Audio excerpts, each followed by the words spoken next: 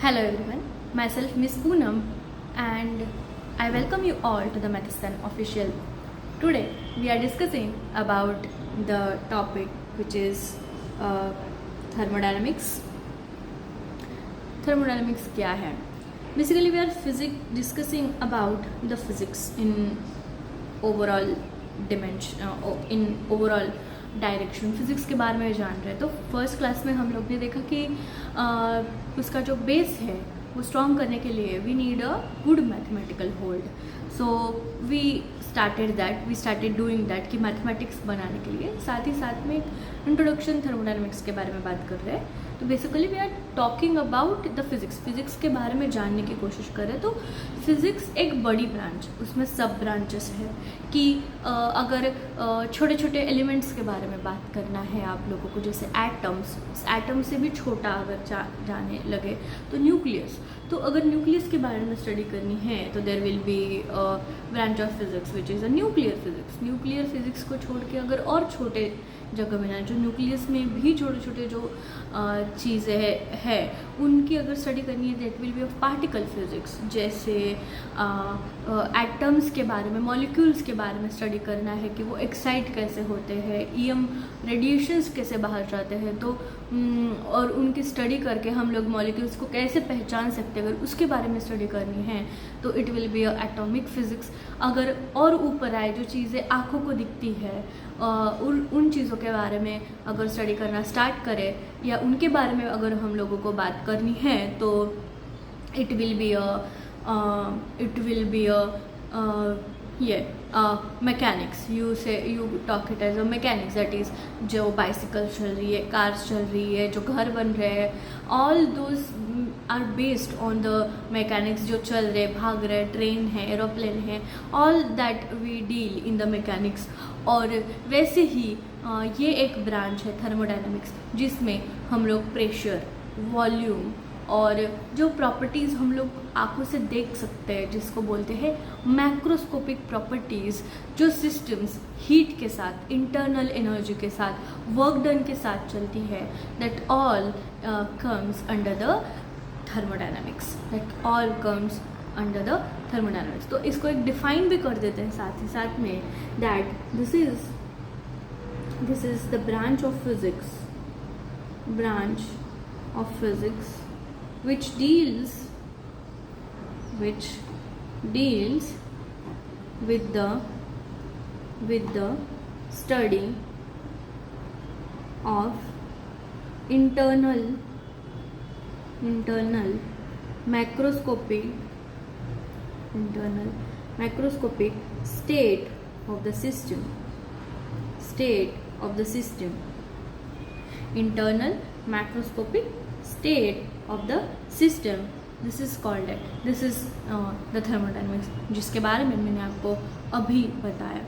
तो अभी तुम लोग बोलोगे कि यस मैम, हम लोगों को तो पता ही है कि क्या होता है माइक्रोस्कोपिक सिस्टम, प्रेशर कैसे होता है, वॉल्यूम कैसे होता है और वर्क डन कैसे होता है और टेम्परेचर का क्या रोल है इस सब के अंदर. ये सारी चीज़ें ये आपको पता है. But here we are defining a new branch of physics. हम लोग एक नई ब्रांच डिफाइन कर रहे हैं. तो कोई भी नई चीज़ एक्सप्लेन करने के पहले हम लोग को उसका फाउंडेशन बनाना होता है. फाउंडेशन बनाने से पहले कुछ डिफाइन चीज़ें करनी होती है जिसको साइंटिफिकली नाम दिया जाता है. तो हम लोग जो चीज़ें पता है उन्हीं चीज़ों को साइंटिफिकली नाम देंगे और उनको साइंटिफिकली समझने की कोशिश करेंगे. सो फर्स्ट इन थर्मोडायनेमिक्स समझने के लिए हम लोग सिस्टम क्या है समझना पड़ेगा. सिस्टम किस तरीके की है पता करना पड़ेगा. सिस्टम और सराउंडिंग दोनों का रिलेशन क्या है वो पता करना पड़ेगा. उसके बाद में इक्विलिब्रियम क्या होता है, स्टेट्स क्या होता है, कौन से फंक्शंस डिफाइन करने पड़ेंगे. फंक्शंस के बाद स्टेट्स कैसे होते हैं. कुछ केसेस में वॉल्यूम कांस्टेंट हो सकता है, बाकी चीज़ें डिफ़र हो सकती है. कुछ केसेस में प्रेशर कांस्टेंट हो सकता है, बाकी चीज़ें चेंज करती है. तो ऐसी कौन सी चीज़ है कि वॉल्यूम वॉल्यूम कांस्टेंट होने से क्या चेंज आएंगे सिस्टम पे, वो किस तरीके से बिहेव करेगा, क्या करेगा। और उससे पहले भी हम लोग बहुत सारे डेफिनेशंस डिफाइन करने के बाद हम लोग कुछ नियम बनाएंगे, कुछ लॉज बनाएंगे टू डिफाइन द थर्मोडायनामिक्स, और फिर उसके एप्लीकेशंस, उसके बारे में और ज़्यादा स्टडी करेंगे और उसको अप्लाई करेंगे for the real life cases to make our daily life very easier. So thermodynamics, again I will repeat, thermodynamics is the branch of physics which deals with the study of internal macroscopic state of the system. So system के बारे में जो internal macroscopic properties है, जो उसके अंदर के behaviour की वजह से जो बाहर परिवर्तन होंगे उसके बारे में स्टडी करेंगे इस ब्रांच के अंदर। सो कंसिडर कीजिए कि एक कंटेनर रखा हुआ है, यहाँ पे एक पिस्टन है। सॉरी गाइस, मैं थोड़ी डायग्राम्स के साथ सही नहीं हूँ। ये पिस्टन है, पिस्टन यानी कुछ एक कंटेनर है, उसमें मैं ऐसे दबाने की कोशिश कर सकती हूँ। तो ऑब्वियसली ये कंटेनर के अंदर क्या है, कुछ नहीं है, यानी कुछ दिख नहीं रहा है, यानी कुछ है नहीं, ऐसा भी नहीं। यहाँ पे एयर है, एयर मॉलिक्यूल्स यहाँ पे होंगे। तो मैं इस पिस्टन से यहाँ पे प्रेशर लगाती हूँ तो ये पिस्टन अंदर आ जाएगा, या फिर अगर मैं रिलैक्स छोड़ दूँ तो ये थोड़ा ऊपर चले जाएगा। यानी एक्सपांशन और कॉम्प्रेशन ये दोनों मैं कर रही हूँ, एक्सपांड भी कर रही हूँ और कॉम्प्रेस भी करना चाह रही हूँ। कॉम्प्रेस कब होगा, जब मैं एक्सटर्नल प्रेशर यहाँ पे दे दूँ और उसको अगर मैं एक्सटर्नल प्रेशर यहाँ पे दे दूँ और प्रेशर करने के बाद मैं छोड़ दूँ तो वो फ्रीली एक्सपांड करेगा, तो वो फ्रीली एक्सपांड करेगा। उस टाइम तक करेगा जब तक वो एक स्थिरता, एक इक्विलिब्रियम पोजीशन पे नहीं आएगा। कहाँ तक नहीं आएगा, एक स्थिर पोजीशन पे, एक इक्विलिब्रियम पोजीशन में जब तक वो नहीं आता तब तक वो मूव करेगा, और जब उसका इक्विलिब्रियम आ जाएगा तब वो मूव करना छोड़ देगा। ठीक है, तो इस तरीके का एक मैंने सिस्टम कंसिडर कर लिया है। तो all this particular container is called as system, और इस सिस्टम को छोड़ के आसपास जो भी प्रेजेंट है that is called as the surrounding, that is called as the surrounding. So system, any portion of matter which is considered as a separated from the surrounding को छोड़ के जो एक मैटर प्रेजेंट है, जो स्टडी जिसकी अपने को स्टडी करना है, that is a system. And system को छोड़ के जो पार्ट बचा है that is the surrounding. So that will be about the system and surrounding. Now thermodynamic system क्या होता है? थर्मोडायनामिक सिस्टम क्या होगा? Thermodynamic system is one which may interact with the surrounding in at least one of its way। जैसे कि अगर ये कोई सिस्टम है तो वो अपनी जो हीट है वो सराउंडिंग के साथ पास करेगा, या सराउंडिंग के जो हीट है वो अपने अंदर ले लेगा। जैसे आप क्या करो कि गरम पतीला एक ले लो, गरम पतीला जिसमें आपने पानी उबाल के रखा है, पानी उबाल के रखा है, और यहाँ से ये जो वाटर वेपर्स है वो बाहर जा रहे हैं। तो ये जो वाटर वेपर्स है ये क्या कर रहे हैं, वाटर वेपर्स ये वाटर मॉलिक्यूल्स को इतना ज़्यादा नीचे से टेम्परेचर दिया कि ये जो वाटर मॉलिक्यूल्स है इन्होंने वेपर का फॉर्मेट लिया, और ये यहाँ से वाटर वेपर्स के फॉर्मेट में बाहर सराउंडिंग में जा रहे हैं। तो ये जो सिस्टम है, सिस्टम की जो हीट है in the form of vapours, it is going from one place to another. यानी सिस्टम के साथ एनर्जी का, या सॉरी सिस्टम और सराउंडिंग में एक दूसरे के अंदर जो हीट है इनका ट्रांसफ़र हो रहा है, वो एक दूसरे के अंदर दे रहे हैं। दैट मीन्स it is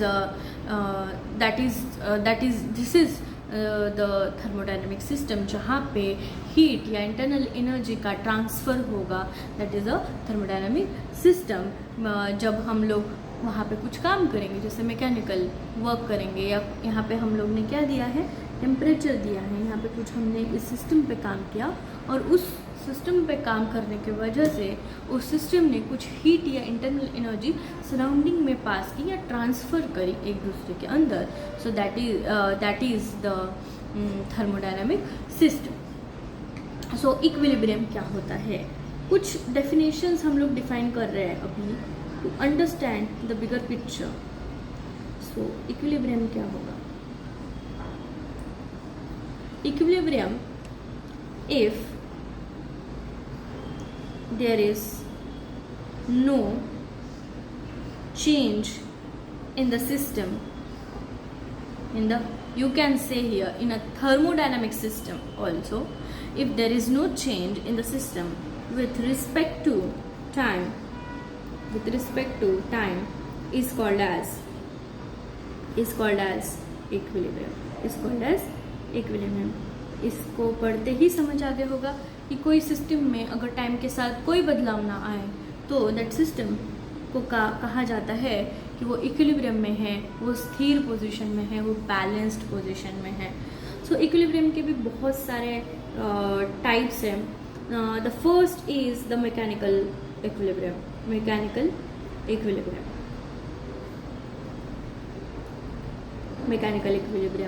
ये क्या होता है? when there is no unbalanced force acting on the system is called as mechanical equilibrium. If there is no external unbalanced force acting on the system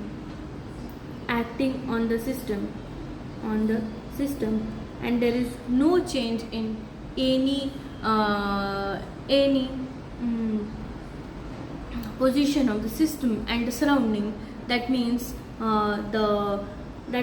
the system is in mechanical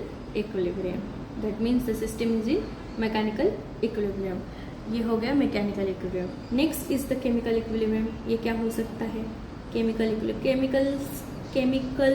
equilibrium chemical compounds के बारे में बात करते हैं chemical equilibrium में हम लोग. तो ऑब्वियसली जब केमिकल इक्विलिब्रियम यानी क्या सिस्टम और सराउंडिंग के अंदर जो भी एटम्स है, मॉलिक्यूल्स है, जो कॉन्स्टिट्यूएंट्स है या फिर जो मैटर है, उनका कुछ ट्रांसफ़र का कोई लेना देना नहीं है, वो बस अपनी जगह पे जैसे है वो स्थिर खड़े हैं. That means there is no change, no transfer of matter in the system and surrounding. That means the system is in chemical equilibrium. Third क्या हो सकता है? तुम लोग कुछ गेस कर सकते हो? किसी को पता है? Third is the temperature equilibrium और you call it as a thermal equilibrium. यानी there is no temperature difference between any part of the system and surrounding. That means यहाँ पे जो सराउंडिंग का टेम्परेचर है वही सिस्टम का है, यानी यहाँ पे टेम्परेचर डिफरेंस नहीं. और टेम्परेचर डिफरेंस नहीं होने के कारण कोई भी टाइप का अंदर चेंजेस नहीं है सिस्टम के अंदर भी और सराउंडिंग के अंदर भी. जो है वो सब तरफ टेम्परेचर सेम है, यानी टेम्परेचर कांस्टेंट है. दैट मीन्स सिस्टम और सराउंडिंग का अगर यहाँ पे टेम्परेचर T1 है, यहाँ पे T2 है, तो both are same. That means the system and surrounding are in thermal equilibrium. Okay, so now fourth one, यहाँ पे हम लोग इसको हाईलाइट कर देते हैं, थर्मल और temperature equilibrium. Now fourth is the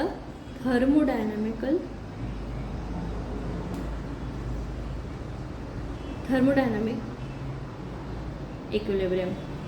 इसमें क्या हो सकेगा? Any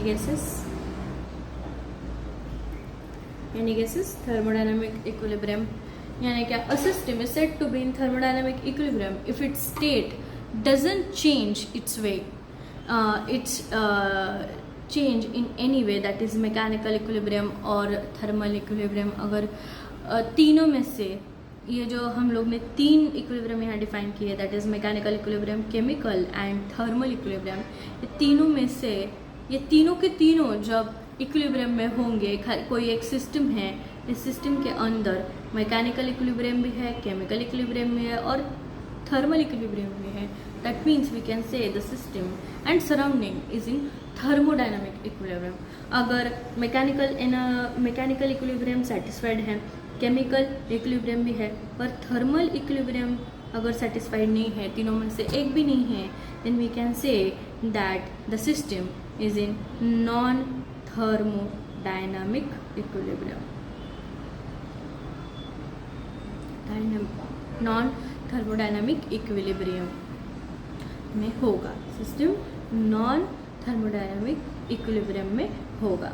now this was about the equilibrium कि थर्मोडायनामिक इक्विलिब्रियम क्या होता है, सिस्टम क्या होते हैं वगैरह वगैरह। अब यहाँ में हम लोग को कुछ चीज़ें और डिफाइन करनी है, दैट इज़ द, जो बोलते बोलते मैंने थर्मोडायनामिक्स की डेफिनेशन बताते हुए भी दो डेफिनेशंस के बारे में बात की, दैट इज़ मैक्रोस्कोपिक प्रॉपर्टीज़ और द मैक्रोस्कोपिक पैरामीटर्स, और दूसरा है माइक्रोस्कोपिक पैरामीटर्स, माइक्रोस्कोपिक पैरामीटर्स।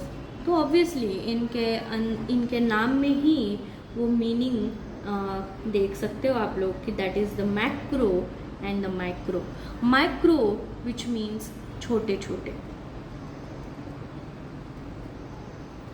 जो आप लोग आपकी आंखों से देख नहीं सकते हो, और the parameters which the parameters of the order of atomic level, जो पैरामीटर्स है कहाँ तक, कौन से लेवल के, जो पैरामीटर्स है जो डिफाइन करते हैं किन लेवल को, एटॉमिक लेवल को, यानी of the order of 10 to the power -10 metre, और you can say less than 10 to the power -6, 10 to the power -7, -8, 10 to the power -9 nano angstrom. इसके ये जो ऑर्डर है, जो एटॉमिक लेवल के ऑर्डर्स है, दैट विल बी जो उन टाइप के एटॉमिक लेवल की स्टडी होगी, that study will be under the microscopic parameter. और मैक्रो क्या होगा, macroscopic parameter of a system are the average and the sum of all the microscopic properties. जो microscopic properties में आप देखते हो उसका एवरेज सम कहाँ देखेंगे हम लोग, माइक्रोस्कोपिक प्रॉपर्टीज में और पैरामीटर्स में। और जो कॉन्स्टिट्यूएंट पार्टिकल है, यहाँ पे हम लोग छोटे छोटे पार्टिकल्स की स्टडी करेंगे, और यहाँ पे उनका एवरेज सम के बारे में हम लोग उसके एवरेज बिहेवियर के बारे में स्टडी करेंगे, एवरेज बिहेवियर के बारे में स्टडी करेंगे। और ये जो मैक्रोस्कोपिक प्रॉपर्टीज़ है, वो प्रॉपर्टीज़ हम लोग देख सकते, फील कर सकते हैं, लैबोरेटरी में उनको कंडक्ट करा सकते हैं, उनको कंट्रोल करा सकते हैं। जैसे कि क्या, प्रेशर, वॉल्यूम है, टेम्परेचर है, उसके बाद इंटरनल एनर्जी है, इसको हम लोग फील कर सकते हैं, देख सकते हैं, इनको कंट्रोल करके लैबोरेटरी में डिफरेंट एक्सपेरिमेंट्स कर सकते हैं। माइक्रोस्कोपिक पैरामीटर्स हम लोग के हाथ में उतने ज़्यादा होते नहीं हैं, जैसे कि मास है, वेलोसिटी है, एनर्जी है, मोमेंट ऑफ इनर्शिया है ना, ऐसी सारी चीज़ें जो इन दोनों में आती है। तो द माइक्रोस्कोपिक पैरामीटर्स के साथ ही हम लोग यहीं डिस्कस करेंगे। कोई अगर सिस्टम है तो यहाँ पे उस सिस्टम में बहुत सारे स्टेट्स होंगे। तो उस सिस्टम की जो स्टेट्स होंगी तो वो दो टाइप की होंगी। एक तो माइक्रो स्टेट है, हम लोग को माइक्रो स्टेट के साथ डील करना है क्या, जो कॉन्स्टिट्यूएंट पार्टिकल्स के साथ एसोसिएट होती है उन साथ के साथ डिस्कस करना है, या फिर मैक्रो स्टेट के साथ डिस्कस करना है, दैट इज़ जो पैरामीटर्स एसोसिएटेड होते हैं पूरे सिस्टम के साथ, उसके साथ डिस्कस करना है। दैट इज़ पूरे सिस्टम के साथ जो पूरे होल सिस्टम पे डिपेंड होता है, होल सिस्टम के बारे में बात करता है, इसके सिस्टम के स्टेट्स के, होल सिस्टम के स्टेट के बारे में बात करता है, that is the macro state. अगर इस सिस्टम के अंदर छोटे छोटे कॉन्स्टिट्यूएंट स्टेट है, दैट इज़ माइक्रो स्टेट है, इस माइक्रो स्टेट के बारे में बात करने वाला यानी माइक्रो स्टेट्स। यहाँ पे माइक्रो स्टेट के बारे में हम लोग ज़्यादा बात नहीं करेंगे, माइक्रो स्टेट के बारे में बात करेंगे बट वो स्टैटिस्टिकल फिजिक्स में करेंगे। यहाँ पे हम लोग को मेनली सिस्टम के मैक्रो स्टेट्स के बारे में बात करनी है, यानी होल सिस्टम का जो मैक्रो थिंग्स होती है उनके बारे में बात करनी। जैसे ऊपर ही अभी एग्जांपल दिया, pressure, volume, temperature, internal energy और S इज द एंट्रोपी। ये डिफरेंट टाइप के फंक्शंस हैं, इनके बारे में बात करेंगे। यहाँ पे मैक्रो स्टेट को डिफाइन करते हुए मैंने आपको अगर बताया कि कोई एक सिस्टम ले लूँ जिसने कुछ काम किया होगा, काम को फिजिक्स में बोलते हैं कि जिसने कुछ वर्क डन किया होगा, जिसने काम किया होगा, उसको बोलते हैं वर्क डन। कि अगर कोई सिस्टम है, उसका इनिशियल प्रेशर था P इनिशियल, फाइनल वॉल्यूम था इनिशियल प्रेशर था P initial and initial volume था V initial I which is denoted by I, और उसका आफ्टर परफॉर्मिंग सम वर्क उसका प्रेशर हो गया P final and V final.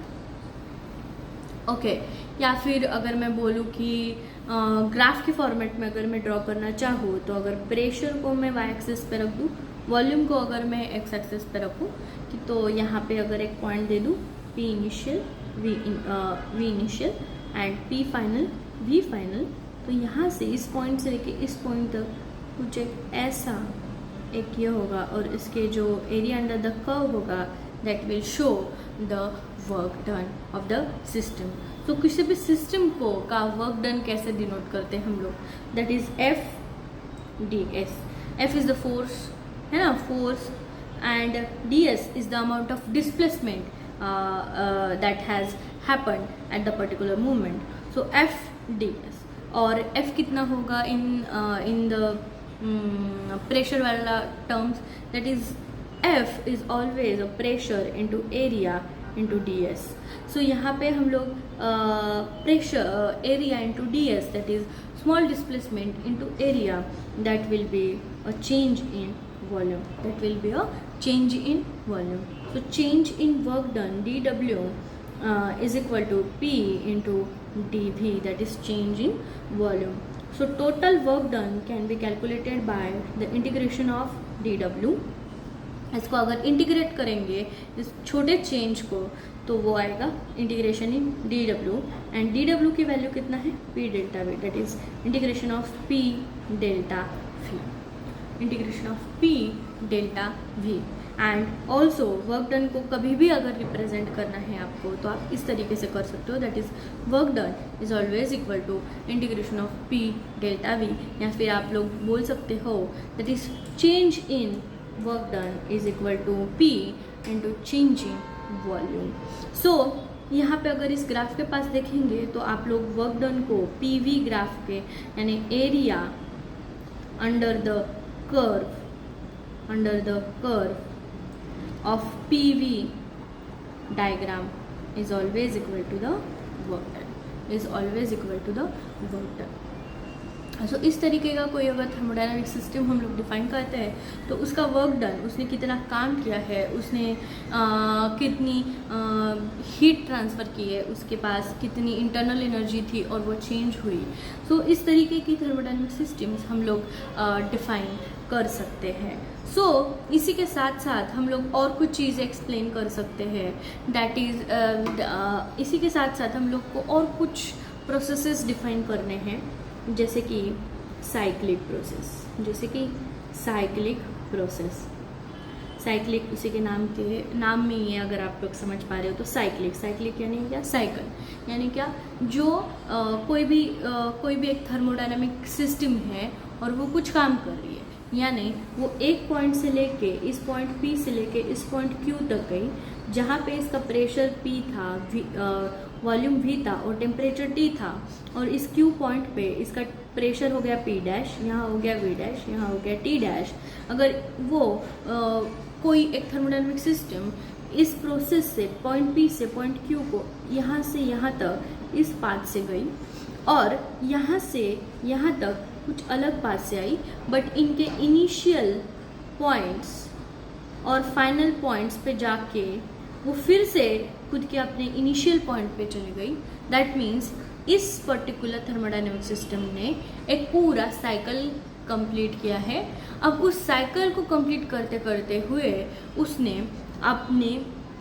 अपने पाथ को भी चेंज किया है, यानी क्या, when a system undergoes a change from initial to final state, initial to final गया इस path 1 से through different path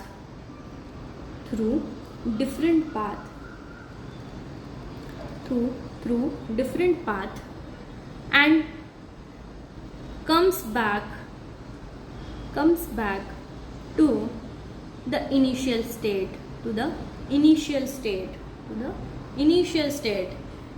then the process is called as cyclic process. इसको क्या बोलेंगे? Cyclic process. कि एक पाथ से लेके दूसरे पाथ तक गया, इनिशियल स्टेट से लेके फाइनल स्टेट से गया, फिर से इसने फाइनल स्टेट से लेके इनिशियल स्टेट पे गया, बट उसने दूसरा रास्ता अपनाया. तो यहाँ पे बहुत सारे रास्ते अपना सकता था, यही अपनाने की ज़रूरत नहीं है, बट यहाँ पे जो इनिशियल पॉइंट था वही इनिशियल पॉइंट पे ये फिर से आ गया. तो यहाँ पे इस साइक्लिक प्रोसेस के अंदर कुछ चीज़ें स्पेसिफाई कर सकते हैं हम लोग, पर साथ ही साथ यहाँ पे हम लोग समझ सकते हैं कि ये जो इनिशियल प्रेशर था, इनिशियल वॉल्यूम था, इनिशियल टेम्परेचर था, वो रिगेन हो सकता है, बट यहाँ पे अमाउंट ऑफ वर्क जो वर्क डन होगा वो इस पाथ से कुछ अलग होगा, इस पाथ से कुछ अलग होगा, यहाँ से भी आ सकता है, यहाँ से भी आ सकता है. तो आप लोग यहाँ समझ सकते हो जो वर्क डन है that will be a path function. काम कितना करेगा वो ऑब्वियसली यहाँ पे फोर्स कितना है, डिस्प्लेसमेंट कितना है, ये डिसाइड करेगा ना. हम लोग प्रेशर, वॉल्यूम, टेम्परेचर फिर से रिगेन करा सकते हैं, but work done it is a path function. ये पाथ किस तरीके की वो सिस्टम, वो कौन सा पाथ चूज कर रहा है, उस पर वर्क डन कितना होगा वो समझ सकते हैं. Similarly the amount of heat वो पाथ पे डिपेंड करेगी. जैसे वर्क डन डिपेंड कर रहा है कि कौन सा पाथ सिस्टम ने कंसिडर किया है, उसी तरीके से अमाउंट ऑफ हीट भी पाथ पे डिपेंड करेगी. तो यहाँ पे हम लोग कुछ एक फंक्शंस डिफाइन कर सकते हैं जो पाथ पे डिपेंड करता है, और कुछ फंक्शंस डिफाइन कर सकते हैं जो पाथ पे नहीं डिपेंड करता, वो सिस्टम के इनिशियल और फाइनल पॉइंट्स पे डिपेंड करेगा. दैट इज इनको बोलते हैं पाथ फंक्शन, और इसको बोलते हैं स्टेट फंक्शन. तो ऐसे कौन कौन होंगे? स्टेट फंक्शन में आप लोग को तो समझ ही आ गया, that is pressure P, volume V, temperature T, internal energy इसको डिनोट करेंगे U. फंक्शन, पाथ फंक्शन कौन कौन है ऊपर ही बताया, that is a work done. उसके बाद heat, then there will be a entropy is a state function. So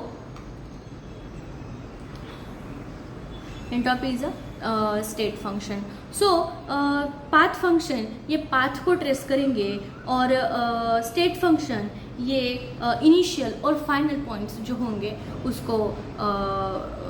उसको डिफाइन करेंगे. तो यहाँ पे ये बताते हुए ये भी एक्सप्लेन करते करते हम लोग कुछ चीज़ें और स्पेसिफाई कर सकते हैं जो इम्पोर्टेंट है आगे चल के. That is work done by the system, internal energy, that is work done by the system and work done on the system. यानी सिस्टम ने किसी पे काम किया, that will be a work done by the system and work done on the system. यानी system पे किसी ने काम किया, that will be always denoted by -W, and system ने किसी पे काम किया, that will be always denoted by the +W. Work done by the system वो कभी भी होगा सिस्टम ने अपने से किसी पे काम किया है, that will B plus, and work done on the system पे किसी बाहर वाले ने, सराउंडिंग ने अगर काम किया है, that will be denoted by the -W. यहाँ पे मैंने बात करते करते हुए यहाँ पे एक टर्म के बारे में बहुत बार बात करी है, that is the internal energy. एक डेफिनेशन के बारे में बहुत बार बात की है, that is the internal energy. System की इंटरनल एनर्जी ये क्या हो सकती है? Obviously it will be a total energy of the system which can be written as the kinetic energy plus potential energy of the system. Internal energy is energy associated with the microscopic mechanical energy. एक type की mechanical energy है but microscopic है, तो ये always addition of the kinetic energy plus potential energy. और हम लोग internal energy को डिवाइड कर भी नहीं सकते इस केस में थर्मल और मैकेनिकल पार्ट में।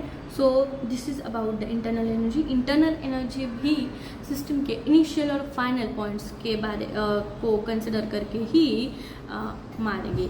आफ्टर दैट जैसे work done by the system W है, work done on the system -W है, वैसे ही हीट के बारे में, हीट को यहाँ हम लोग डिनोट करते हैं, हीट को डिनोट करते हैं Q के फॉर्मेट में, यानी Q एब्जॉर्ब्ड क्या होगा और Q heat absorbed and heat emitted, है ना। हीट एब्जॉर्ब की, सिस्टम ने हीट कितनी एब्जॉर्ब की है और Q कितना इमिट होगा, ये होमवर्क है आपका। ये पॉजिटिव या निगेटिव क्या होगा आप इस केस में, जैसे हम लोग ने वर्क डन के बारे में बोला है, वैसे आपका कॉमन सेंस क्या कहता है कि जब हीट एब्जॉर्ब होती है तब प्लस होनी चाहिए क्या, और जब इमिट होती है तब माइनस होनी चाहिए क्या, क्या होना चाहिए प्लस या माइनस। इसके बारे में आप लोग थोड़ा होमवर्क करना और नेक्स्ट क्लास में और या कमेंट्स में ज़रूर बताइएगा कि प्लस क्यू और माइनस क्यू कब होगा। नाउ ये थी बहुत सारी डेफिनेशंस, इसमें और 2-3 डेफिनेशंस बची है। जब हम लोग कुछ एक हाथ 2 लॉज डिफाइन करेंगे, उसी के साथ साथ हम लोग उन प्रोसेसेस के बारे में बात कर लेंगे। तो अभी तक हम लोग ने ओवरऑल जो भी देखा कि थर्मोडायनामिक्स क्या है वो समझने की कोशिश हम लोग कर रहे थे।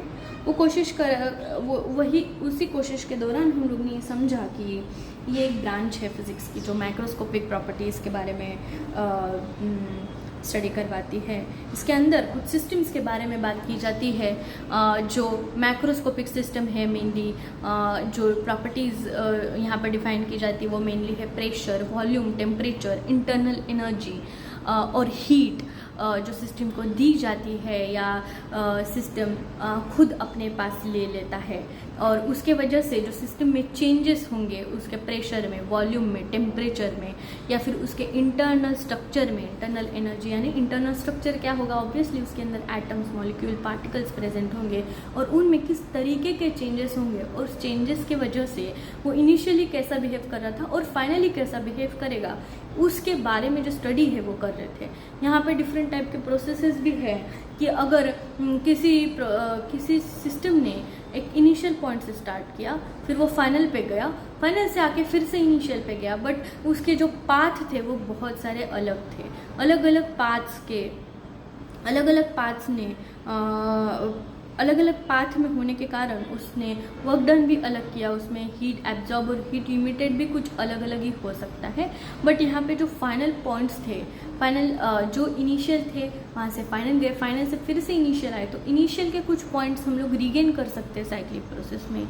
बट जो वर्क डन है और जो अमाउंट ऑफ हीट है वो जो पाथ उसने ट्रेस किया है उस पर डिपेंड करेगा। तो वहाँ से हम लोग ने स्टेट फंक्शंस और पाथ फंक्शंस का भी एक डिस्टिंग्विश कर लिया।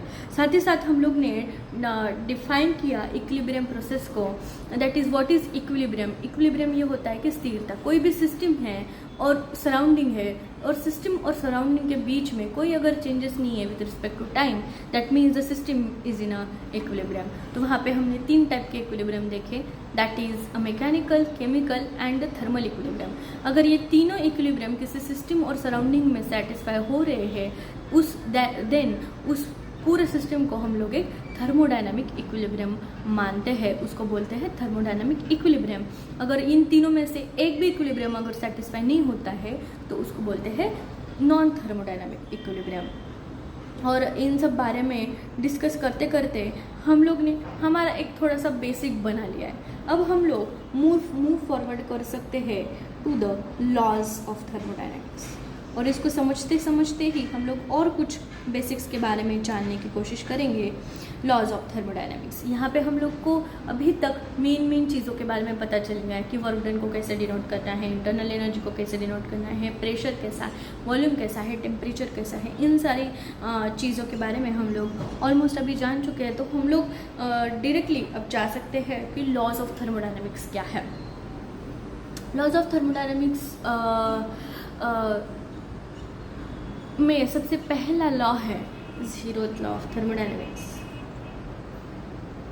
जीरोथ लॉ ऑफ थर्मोडायनेमिक्स, इसके अंदर क्या होगा, इसको एक बार मैं इंग्लिश में बोल के बता देती हूँ। If consider a systems, 3 system consider करेंगे, that is a system A, that is a system B and that is a system C. ऐसे 3 सिस्टम कुछ डिफाइन किए हम लोग ने। अगर मैं कहूँ कि A is in thermal equilibrium with B and the system B is in thermal equilibrium with C, then you can directly say that A and C are in thermal equilibrium। यानी A अगर B के बराबर है और B अगर C के बराबर है, यानी A और C भी क्या है, बराबर है। So this law enables us to compare the temperature of the 2 systems with the third system। कि अगर यहाँ का टेम्परेचर TA है, TA और TB बराबर है और TB और TC बराबर है, which implies, which we can directly हम लोग यहाँ ऐसे बोल सकते हैं कि temperature TA is always equal to temperature TC। So ये बेसिकली आपको समझ ही आ रहा है कि ये थर्मल इक्विलिब्रियम के बारे में लॉ है। थर्मल इक्विलिब्रियम के बारे में लॉ है। यहाँ पे सिस्टम और सराउंडिंग और सिस्टम्स का अपना एक थर्मल इक्विलिब्रियम है। तो ये जीरोथ लॉ ऑफ थर्मोडायनेमिक्स इतना ही बोलता है कि if 2 systems are separately in thermal equilibrium with the third system, then they are also in thermal equilibrium. और बी इक्विलिब्रियम में है तो बी और सी अगर इक्विलिब्रियम में है तो ए और सी भी इक्विलिब्रियम में हो गए और हो सकते हैं। Now what is the next, एक नेक्स्ट लॉ डिफाइन करेंगे, that is a second, that is a first. Zeroth law हो गया, अब सेकंड आएगा first law of thermodynamics which can also, हम लोग इसको ऑल्सो क्या बोल सकते हैं, फर्स्ट लॉ ऑफ थर्मोडायनेमिक्स को हम लोग और बोल सकते हैं which can also be called as conservation of energy. इसमें क्या देखते हैं हम लोग, कंजर्वेशन ऑफ एनर्जी के बारे में पढ़ते हैं। कंजर्वेशन ऑफ एनर्जी के बारे में पढ़ते हैं, यानी क्या पढ़ते हैं, कंजर्वेशन ऑफ एनर्जी। कंजर्वेशन यानी क्या, कंजर्वेशन यानी क्या कि कोई अगर एक सिस्टम है और ये सराउंडिंग है, कोई एक सिस्टम है और ये सराउंडिंग है, तो इस सिस्टम की वजह से इस सराउंडिंग में जितनी अमाउंट ऑफ एनर्जी जाएंगी, जैसे कि तुम लोग बोल सकते हो कि इस सिस्टम की वजह से इस सराउंडिंग में जितनी एनर्जी जाएगी, तो सराउंडिंग और सिस्टम की एनर्जी, यहाँ पे इस एनर्जी ने यहाँ से जाके इधर कुछ काम किया, यानी ये काम और ये सराउंडिंग की एनर्जी और ये तीनों एक ही होंगे। जैसे आपके मम्मी ने आपको 10 रुपये दिए सब्जी लाने के लिए, कितने दिए, 10 रुपये। तो आपने क्या किया, उस 10 रुपये की जाके सब्जी खरीदी, तो आपके पास से तो वो पैसे चले गए, पर उसी सब्जी आपने वो पैसे सब्जी वाले को दे दिए और आपने उसकी सब्जी खरीद ली, आपके पास से वो पैसे चले गए, पर उसकी आपने सब्जी तो खरीदी ना, तो उस पैसों के बराबर की सब्जी आपको मिल गई। समझ आ रहा है? तो सब्जी पैसों के फॉर्मेट से जाके वो सब्जी आई है और उस सब्जी वाले के पास जो सब्जी थी उसको पैसे मिले हैं। So that's how that all is equal, that's how there is the conservation happen कि कंजर्व्ड है, चीज़ें कंजर्व्ड है, यानी एक फॉर्मेट गया है दूसरे फॉर्मेट में हमारे पास चीज़ें आई है, बट उस मूल्य जितने पैसे है उतनी आपको चीज़ मिली है। पहले वो पैसे नहीं है, कुछ अलग चीज़ है, बट वहाँ पे कंजर्वेशन है। जैसे कि आप लोग बहुत बार बोलते होगे, बहुत बार सुना भी होगा that energy can not be created, can not be destroyed, it can just form from one form to another form, एक फॉर्म से अलग फॉर्म में जाएगी। तो ये भी जो लॉ है, फर्स्ट लॉ ऑफ थर्मोडायनेमिक्स भी है, ये क्या शो करता है, कंजर्वेशन ऑफ एनर्जी के बारे में बात करता है। जैसे अगर कंसिडर करें कोई एक सिस्टम है, किसी एक सिस्टम को डी क्यू अमाउंट ऑफ, कोई एक सिस्टम है, इस सिस्टम को हमने D Q amount of heat दी है ना, D Q amount of heat दी है। तो इस सिस्टम क्या करेगा, उस D Q amount of heat को यूटिलाइज करके कुछ काम करेगा dW, और कुछ काम करेगा तो काम करते करते वहाँ पे उस सिस्टम का इंटरनल एनर्जी में भी कुछ चेंज हो जाएगा, that will be denoted by du। So we can write dq हम लोग को एनर्जी dq हम लोग को हीट उस सिस्टम को दिया है, dq अमाउंट ऑफ हीट को उसने स्पेंड किस तरीके से किया, उसने उसको यूटिलाइज, सिस्टम ने उसको यूटिलाइज कैसे किया। पहले उसने कुछ अमाउंट का वर्क डन किया, और वर्क डन करते करते ही उस सिस्टम के इंटरनल एनर्जी में कुछ चेंजेस आए। So that means mathematically we can write the first law of thermodynamics as dq is the amount of heat given to the system, and dW is the infinitesimal work done, यानी छोटा सा कुछ काम जो system ने किया है, because heat is given to the system. System को जब हीट बाहर से दी गई तब उस सिस्टम ने उस हीट को कुछ वर्क, उस हीट को इस तरीके से यूज़ किया, थोड़ा सा वर्क डन किया, थोड़ा सा काम किया, और थोड़ी सी इंटरनल एनर्जी में कुछ तरीके की चेंजेस की, इंटरनल एनर्जी में चेंजेस किए, इंटरनल एनर्जी में चेंजेस किए। So dq is equal to dw plus du, इसको रीअरेंज करके ऐसे भी लिख सकते हैं, dq is equal to du plus dw। This is the mathematical form of first law of thermodynamics. अब थोड़ी देर पहले ही हम लोग ने ऊपर देखा कि dw को हम लोग du प्लस pdv ऐसे भी लिख सकते हैं, सही है, वेरी गुड।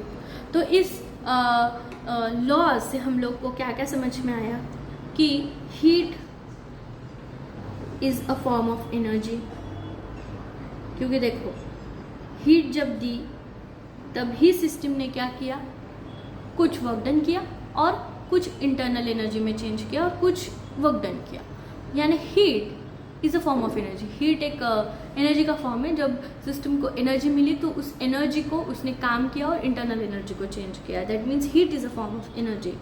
सेकेंड क्या हो सकता है, सेकेंड होगा energy is conserved, energy is conserved. ये दो तो मेन है।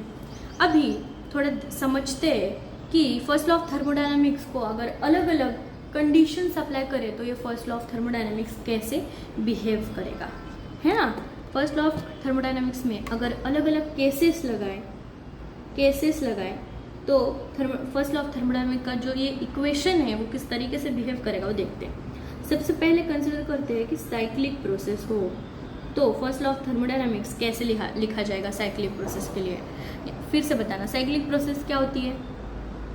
साइक्लिक प्रोसेस एक इस तरीके से प्रोसेस है जिसमें सिस्टम पूरा एक सर्कल कंप्लीट करता है कि वो फाइनल, इनिशियल से फाइनल गया, फाइनल से फिर से इनिशियल गया, इरिस्पेक्टिव ऑफ द फैक्ट कि किस पाथ से गया है।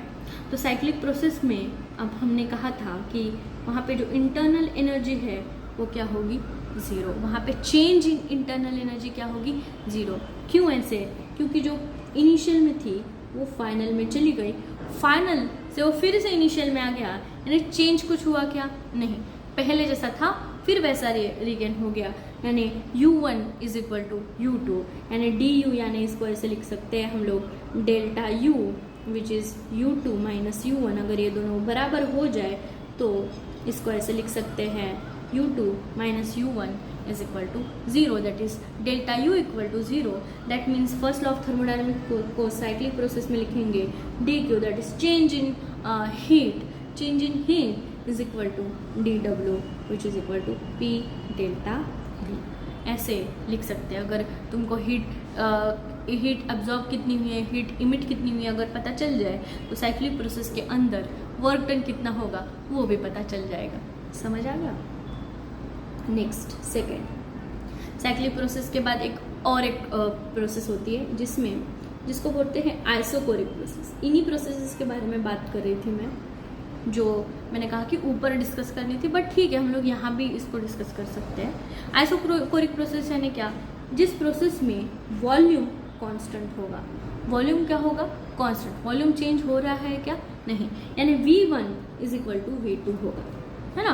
कि सिस्टम में अगर P इनिशियल से P फाइनल पे जा रहा है ना, तो V इनिशियल से भी V फाइनल पे ही जाना चाहिए। तो V इनिशियल से V फाइनल तक तो जाएगा, पर वहाँ पे वॉल्यूम को चेंज नहीं होगा। दैट इज़ इनिशियल और फाइनल वॉल्यूम ये बराबर होंगे। यहाँ पे ये प्रेशर बराबर नहीं होंगे, बस वॉल्यूम्स बराबर होंगे इनिशियल और फाइनल। यहाँ पे टेम्परेचर Ti होगा which will be not equal to T final, ऐसे होगा। तो अगर इस केस में डेल्टा V क्या हो जाएगा? 0।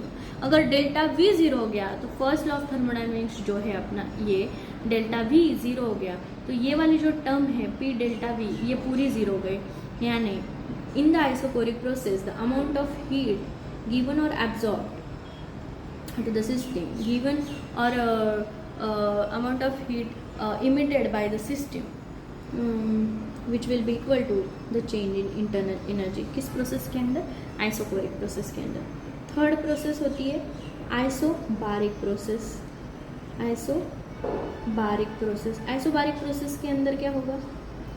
आइसोबारिक प्रोसेस के अंदर P इनिशियल और P फाइनल बराबर हों, यानी P1 इक्वल टू P2 होगा, यानी चेंज इन P इज 0, यानी dP इज ऑलवेज अ 0। तो यहाँ पे फर्स्ट लॉ ऑफ थर्मोडायनेमिक्स कैसे लिखा जाएगा? dq is equal to du plus p dv plus p dv। तो यहाँ पे इस इक्वेशन को ऐसे ही लिखेंगे। इसको कुछ और अलग भी फॉर्मेट में लिख सकते हैं, हम लोग स्टेप वाइज चलते हैं। Fourth, adiabatic process. Adiabatic process is a process in which the system is thermally insulated। ये सिस्टम क्या होगी? इंसुलेटेड होगी। यहाँ से हीट ना बाहर जा सकती है ना आ सकती है। सिस्टम और सराउंडिंग के अंदर जो हीट का लेना देना होगा वो नहीं होगा, यानी Q1 is equal to Q2 होगा। Change in heat is always a 0। क्यों? क्योंकि system is isolated. System is isolated from surrounding, is called as adiabatic process। और adiabatic process के अंदर change in heat is always a 0। अगर change in heat 0 हो गया which is equal to du plus dw होगा, तो इसको लिख सकते हैं du is equal to minus dw और vice versa। यानी change in internal energy will be equal to the work done, but वो निगेटिव, दैट इज माइनस में होगा। these are some like 4 types of processes, that is cyclic, isocoric, isobaric, and there is again this one process is adiabatic। adiabatic process में क्या होगा? System thermally insulated है। System thermally insulated होने के कारण the amount of heat past is always 0, that is change in heat is 0, which implies the first law of thermodynamics like this। इस तरीके से कुछ एक्सप्लेन कर सकते हैं। सो यहाँ तक हम लोग ने बहुत कुछ थर्मोडायनेमिक्स के बारे में जान लिया है, बेसिक्स के बारे में और कुछ टर्म्स के बारे में और कुछ डेफिनेशंस के बारे में, कुछ प्रोसेसेस के बारे में। मैंने कोशिश की है कि थोड़े कम टाइम में मैं प्रोसेसेस के बारे में भी एक्सप्लेन करूँ और टर्म्स जो हम लोग यूज़ करने वाले हैं थ्रू आउट द पेपर उसके बारे में बात करूँ। फ्री एक्सपांशन भी एक टाइप का प्रोसेस है। फ्री एक्सपांशन क्या होगा? चलो यहाँ पे लिख ही देते हैं। फ्री एक्सपांशन भी एक टाइप का प्रोसेस है। फ्री एक्सपांशन में क्या होगा?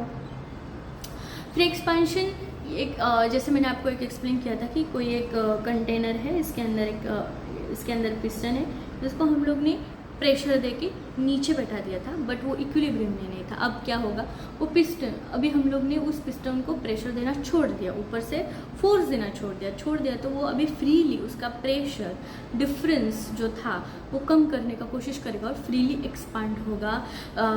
फ्रीली एक्सपांड होगा। कुछ भी यहाँ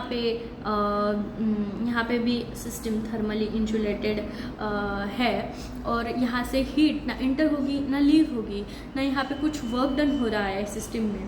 that is called as the free expansion. No heat enters or leaves the system, or also no work is done by or on the system, which implies system ने कुछ काम ना करवा के लिया है ना किया है। that means dW is 0 and thermally insulated है, यानी dQ adiabatic expansion है, that is dQ equal to 0। तो फर्स्ट लॉ ऑफ थर्मोडायनेमिक्स के अनुसार अगर ये बोथ 0 है तो इंटरनल एनर्जी का भी चेंज क्या हो जाएगा, 0, यानी internal energy of the system is constant, यानी U1 is equal to U2 होगा, यानी कांस्टेंट होगा, यानी इनिशियल और फाइनल जो इंटरनल एनर्जी होगी इस काइंड के एक्सपेंशन में वो सेम रहेगी थ्रू आउट। चलो फिर इसके एक दो न्यूमेरिकल स्टडी कर लेते हैं। कंसिडर करेंगे कि एक सिस्टम है, थर्मोडायनेमिक सिस्टम, यहाँ पे एक न्यूमेरिकल सॉल्व करते हैं। थर्मोडायनेमिक सिस्टम एब्जॉर्ब 500 जूल, यहाँ पे जूल होना चाहिए, joule is the unit of heat energy and stuff. So thermodynamic system absorb 500 joule of heat and absorb कर रहा है, हीट कितना कर रहा है, TQ कितना है, 500 जूल एब्जॉर्ब किया, and the system performs 200 joule of work on its surrounding पे कितना काम किया, 200 जूल ऑफ वर्क, यानी work done by the system. जब भी work done by the system हो, that means we take it as a plus. और thermodynamic system absorb 500 joule यानी एब्जॉर्ब खुद के अंदर आई है, और जब भी हीट एब्जॉर्ब हो तो we consider it as a plus. Heat absorb यानी plus Q, and Q heat emit हुई है, यानी it is a minus Q। Okay, मैंने आपको होमवर्क बताया था तो मैं यही बता दे रही हूँ। निकालना क्या है, चेंज इन इंटरनल एनर्जी, यानी DU is equal to what, first law of thermodynamics के अनुसार dQ is equal to DU plus dW, which implies DU निकालना है, DU is equal to DQ minus DW। That means कितना, 500 minus 200, 500 joule minus 200 joule is equal to 300 joule is the amount of internal energy of the system. चलो next एक question देखते हैं। The internal energy of a gas decreased by 300 joule. क्या बोला, internal energy of a gas decreases by 300 joule, यानी internal energy यानी क्या, DU is decreased by यानी minus 300 joule when 150 joule of work is done on the gas by an external force, यानी क्या, DW है कितना है, 150 जूल, बट कब क्या है, work is done on the gas by external force, यानी work done on the system, work done on the, बाहर सराउंडिंग ने सिस्टम पे काम किया, that means it's also minus. So find the amount of heat transfer during the process, यानी DQ निकालना है, तो DQ क्या है, DU plus DW which is minus 300 minus 150 plus minus minus, यानी माइनस 450 जूल, यानी अमाउंट ऑफ हीट ट्रांसफर कितना हुआ, minus 450 joule. Minus shows the heat is rejected. So this is about it today. If you liked the video, please don't forget to like, and if you have any doubts you can ask me any questions, I will reply. Thank you so much.